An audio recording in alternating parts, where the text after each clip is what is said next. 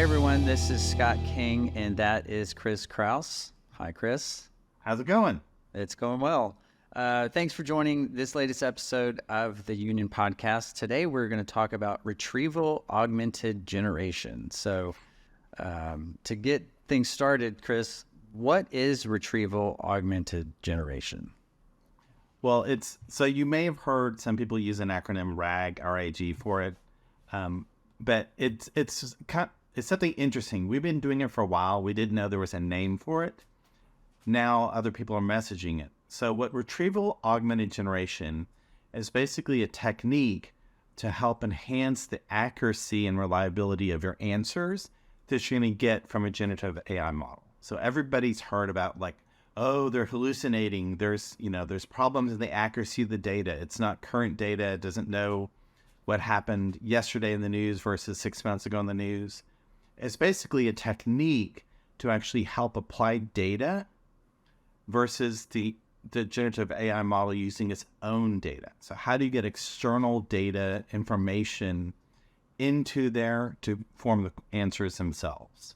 And the side effect is obviously you're going to remove hallucinations if you give it the right information to talk about. Right. So because you're retrieving different data to generate the answer, right? What about fine tuning? So a lot of people ask us hey, how do I stop these things from hallucinating? And, we say, just give it the data. So here we're saying retrieve it. What about fine tuning? Does that play in here? So fine tuning is a different technique to get the right data into the LLM. So fine tuning is literally, we've all heard ChatGPT and Bard and Baird and all these things. They've trained on data. They call that the corpus, which is how it knows information about topics. It's a subject matter expert, if you will. And then it learns how the language works. And what fine tuning does is says, let's retrain the model and give it your information about your company, maybe your standard operating procedures, your policies. And then it should know those. And then hopefully it will favor those or use those answers, that information, to actually create the answers themselves. The catch-22 is you're actually having to regenerate the model. And there's a lot of work in doing that. There's a lot of IT, there's a lot of CPU. So this is basically a different approach than having to fine-tune. But the goal of fine-tuning is to get more accurate information about a topic. This seems to be, a lower technical bar and much more attainable. So with those examples, like emails, a lot of people ask us hey, I want something to generate emails for me, for a customer service rep or something like that. Yep. But I don't want the AI to answer it. I just want it to, show me a draft so a human can look at it. Is that kind of an example? Yeah, that's a good example. So we're seeing this in point solutions. People are adding AI to a product and they're we will draft a response to something for you and you augment it. Now, the way they're doing this is they're saying in retrieval augmented generation, you want to retrieve information about your company. So maybe it's unstructured data, like emails the customers already sent back and forth with questions or complaints. Maybe it's company policies, your vacation policy, your return policy, their standard operating procedures of how to do something. All those are paragraphs of data. And that's what we call unstructured data. So you need to learn how to index and find things there. And then you may have, say, API data that you could get from, say, what's your current order status or what's your current outstanding balance? So it's a number you got out of a system. The idea is, can we get those two things together and say in the CRM tool itself, suggest the response to an email based on the context of previous emails or previous interactions or call scripts with the person itself. Okay. So previous data, previous emails that somebody's written, it can learn from that. And so how data. Yeah, so you mentioned the unstructured data.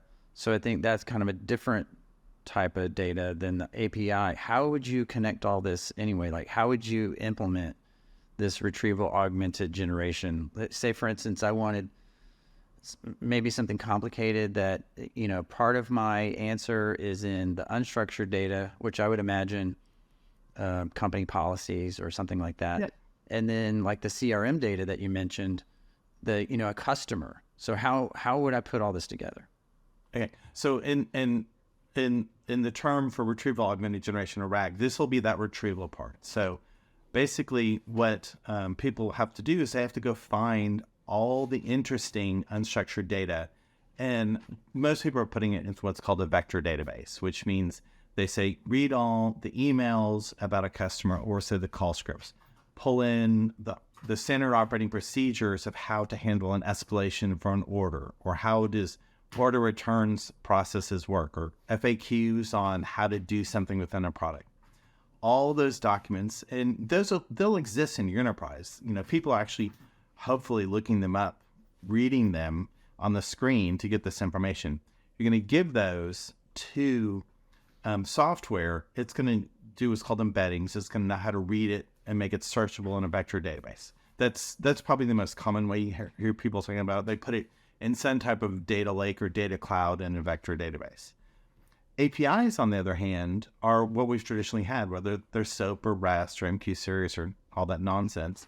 Basically, they're like, can I get real-time information in structure? So an API is structured data. It's like order date, order number, customer ID, right? There's no guessing of what is the order date, because it's in the field called order date. So you want to get that data too. And then the trick is, when you answer the question, you want to give both sets of data to be used in the augmentation of the answer. So if you retrieve unstructured data or you retrieve structured data, you actually want to give those to the answer. Now, of course, there's a lot of complications with unstructured data. You have the concept of getting from external sources. There's efficacy, like was this order policy in 2023 or 2024, right? So depending upon how people write, say, their order management policies, a return in 2023 would be processed one way versus a return in January of 2024 a different way. So efficacy, which is the appropriate policy for the date. And then you're pulling in some cases, people are talking about emails, right? So there's a lot of security. Who can actually read these emails? Like, what's your role-based access control? Can anybody read a customer email? Can only certain people in an organization read them? Things like that. So you need to add security for role-based access control and efficacy around the unstructured data. Now, in many cases, APIs would have some type of security in them. But this other stuff, it's all new, right? So you just don't say, put everything in the giant database and hope everybody reads it. I mean, we've talked with experts in gathering company policies and procedures, and they say it's all about getting the data, cleansing it, securing it, putting it in a central location.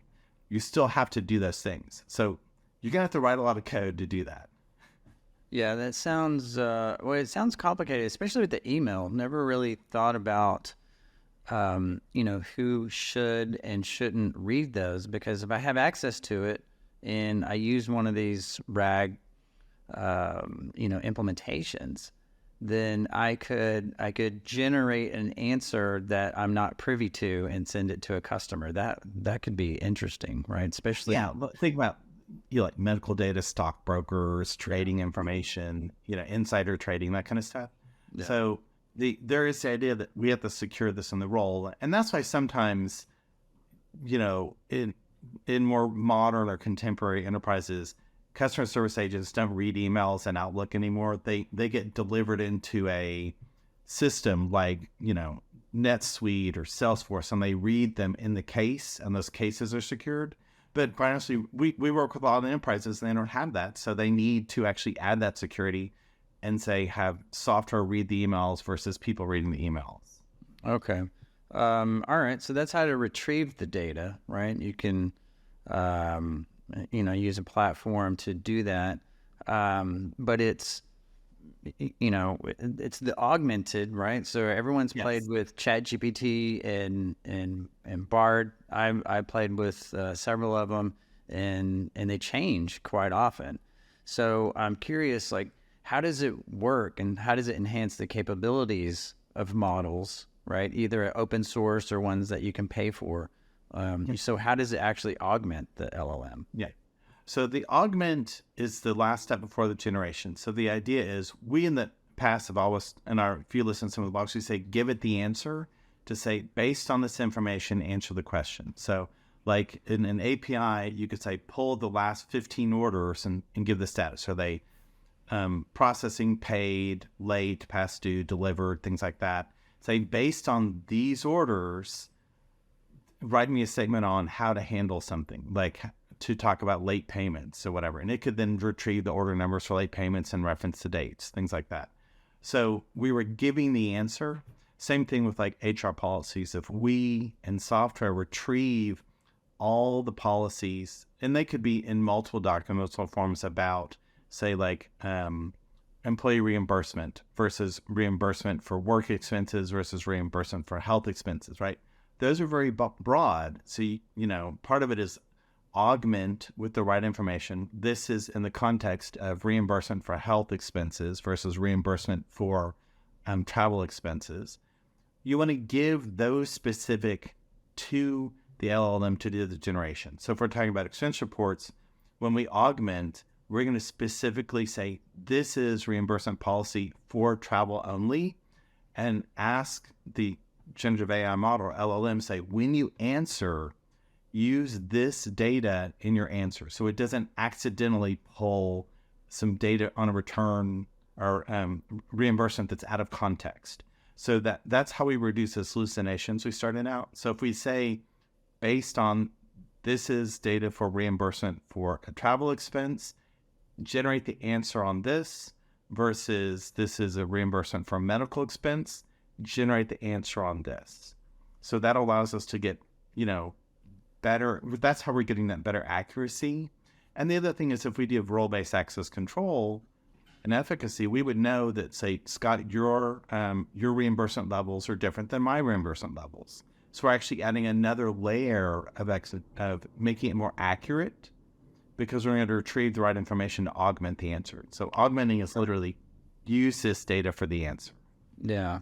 I can imagine that being pretty painful in a private implementation, because the public interfaces, if you give it the answer, like it's just several minutes, like a half-hour exercise to go track down all the information, create this long, exhaustive prompt. Like I have to save them, right? I have prompts that are pages long. That I've learned to do over the time just using the public interfaces, and that's just for generating content and stuff. It's not proprietary to us. I can imagine having to do that inside one of these implementations. Like you could never train anybody enough to create a prompt that was smart enough, other than here you're saying just give it the answer, right? So we're just giving it the data. It's a huge leap in what people expect for the outcome. So for the outcome, right? So that's the generation part. So the retrieval augmented generation. What does the LLM do by itself, and what does this augmentation help it with? Yeah. So I would say 95% of the problem is the augmentation of getting the right data, getting the answers, the role-based security. Now, the generation, that last and final step, is still there. And so I realized that, an LLM, and we've discussed this in previous podcasts, the original point was actually to understand the context of words, building sentences, planning paragraphs to convey an idea, right? So it's still doing those things. You're just, in the terms there, we're saying the corpus or the data you're using, make it specific to these things. Now, what that does is say, if you have LLMs that are specific to an industry, some of them are good at, American English and slang. Some are good at medical terms. Some are good at legal terms, retail terms. Each industry has some slang. And so that LLM needs to understand those words in that context. So like if you think about black box testing, gray box testing, red team, blue team, Black Friday, special, redlining, code blue, code gray. Okay, those all sound like colors in some type of noun or verb, but in reality, those are very specific. Like black box testing, gray box testing, red team, blue team, those are testing of software terms. Like Black Friday special is actually a retail term. Redline is how it has nothing to do with the color has the fact that someone's reading a document, suggesting changes to it, right? Code blue, code gray. In a hospital, code blue is a heart attack. Code gray, I think a hospital is shelter in place, where code gray in police is a violent person, right? So they still have to understand all the slang and the context of these words and what they would mean to the generation, right? So if you actually asked it to talk about red team testing, it would need to know the difference between red team and blue team testing, and or like gray box testing versus black box testing. You have to know the difference to be able to write a sentence that makes sense. The LLMs still have to do that, so there's some advantage in LLMs being like fine-tuned, or if they're industry specific, using those. But don't overcomplicate it by then saying, okay, it actually understands the language I speak, and now I need to give it all the right answers. This augmentation to that generation is get it all the right answers, so that it actually knows how to read the difference between medical reimbursements and expense reimbursements, understands like what deductibles mean, things like that, and actually apply them in the sentences they write. Yeah, I would imagine people that are shopping for like a fine-tuned or industry-based LLM, like legal or something, like they may be confused that if I sign up for this service, it automatically knows like all my data, right? Yeah. It knows all the contextual terms, and like you were talking about with the colors, which is interesting, right? The red team, blue team. I had a Dr. Seuss moment for a second, but but the expecting the LLM service to be ready to go day one, I think is outside of expectation, right? Yeah, it's a little overreach, right? If it actually understands the language and the slang and the terms of vernacular, that's awesome. That's actually a lot of work, and that's what you would want it to be done. And you want that to be tested and, ethical, blah, blah, blah, and all those things you want to be done. But the thing is, okay, it now needs to know about your specific contracts, or like, are these construction contracts, or are these, services contracts?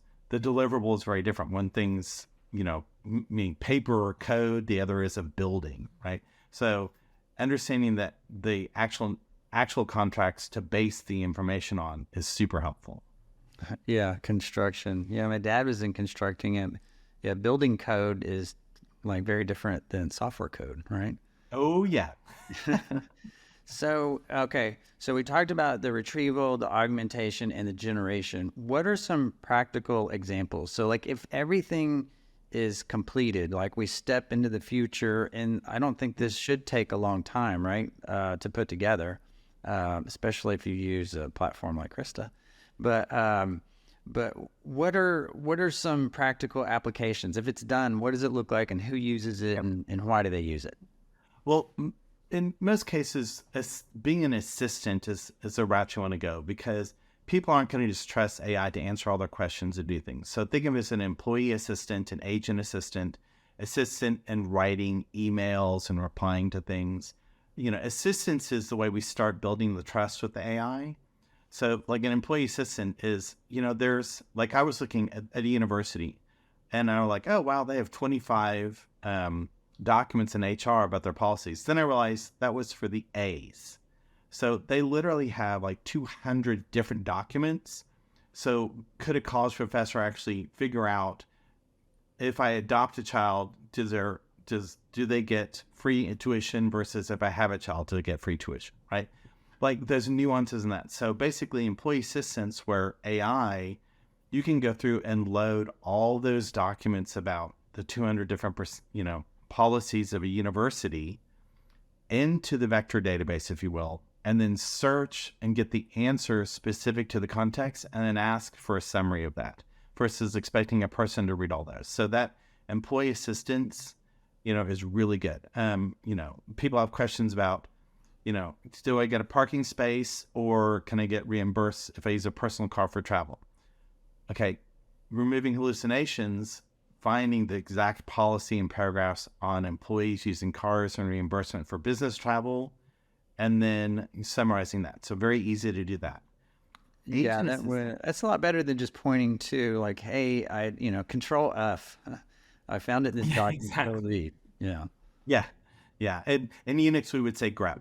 And so now agent assistance is interesting because this is actually something kind of new. It is, um, we'd like to say we keep track of customers' emails, we have call transcripts so we can understand what they said. But every time you talk to someone, they're like, now you re-explain the same problem 5 times, right? Every time you go to a level 1, level 2 type thing. Well, the same thing happens when they want to answer back and forth. Did they actually look at, was there an email chain about an order return? Is the order returned because it was an expired product? Was the order returned because it was shorted and you want reimbursement for the shorted amount? Things like that. So having an agent assistant means that emails and history about the context of a customer and the context about a situation, those things can be read in. Call transcripts from previous phone calls, those can be read in. So the agent doesn't have to go read a call transcript or go read 6 emails to understand the context.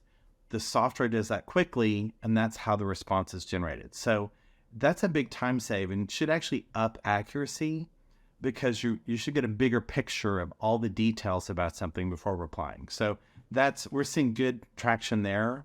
Sometimes it's agents assisting on the phone. Other times it's emails coming in and they need to be responded to. But instead of just static if then else, here's a response, actually say looking up the context of the customer, trying to answer it and having human review it before it goes back in email, huge lift inside of that. Yeah, because it's hard work, especially with the Agenix's example. There's such high turnover in those organizations. Just constant training people like, hey, when this arises, do this. That just sounds like a software program anyway.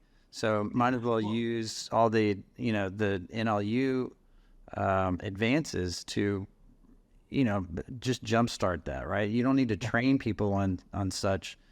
Just train the software to do it. Yeah, and quite honestly, since I'm in software and I think about this stuff all the time, I'm up to my eyeballs in AI thinking. Now, if I get an email back and there's actually say intent and empathy in the response, I'm like, okay. And software probably did this because they detected, okay, is this person upset? Are they angry? Are they fearful? Are they happy in the context of language? Because I think a lot of times with humans, if a human's replying, you may reply to the email if you're having a bad day and a more curt, and I know I do, in a curt, short snip, versus if I'm a good day, I'm going to be more, maybe more complete and more kind to my email responses, right?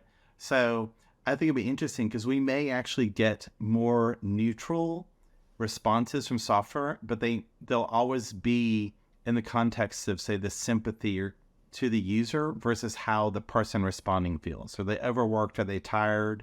Things like that. So I challenge y'all, start looking at those and think about, okay, am I getting very consistent, or does it seem the emotion and the response is off? And that's because of the human versus software being very discreet in detecting and responding in the LLM in a sympathetic way or in a way to remove fear about a product return or things like that. Yeah, that's interesting. A lot of business books, management books, if you're going to send an email to somebody that's kind of terse, they're like, hey, sit on it overnight, right? To make sure you mean what you mean.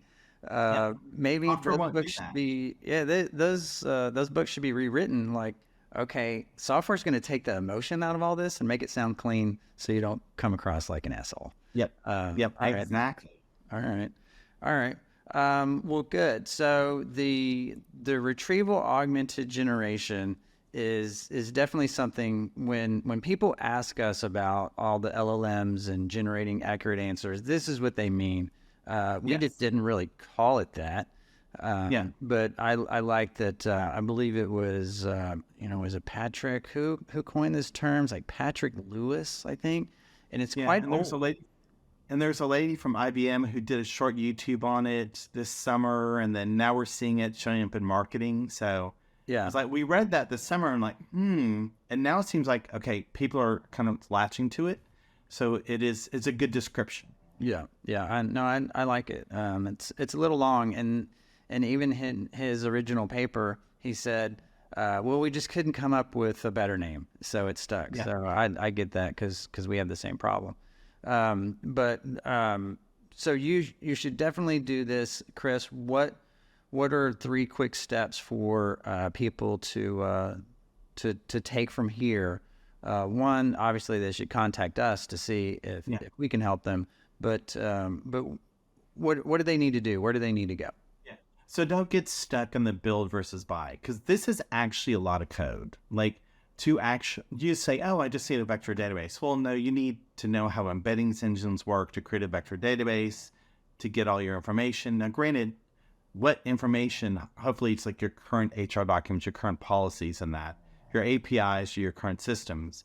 So it's like, get it jump. So I'm going to say, you should do it, but don't do it by doing file new and writing much code.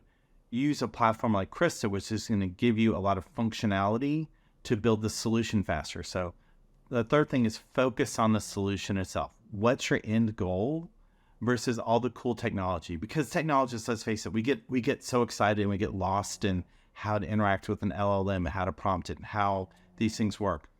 Up level it to what's the solution I want to solve, and is it going to give me an ROI? And that could be a soft cost of like my people aren't dying, because they're having to read 100 emails to get the right response. They're actually reviewing the final ones. So focus on the solution and getting it into the hands of users faster, and realize it's always going to get better. Like these LLMs are getting better. They're being, they understand industry terms around legal and medical and things better, more and more over time.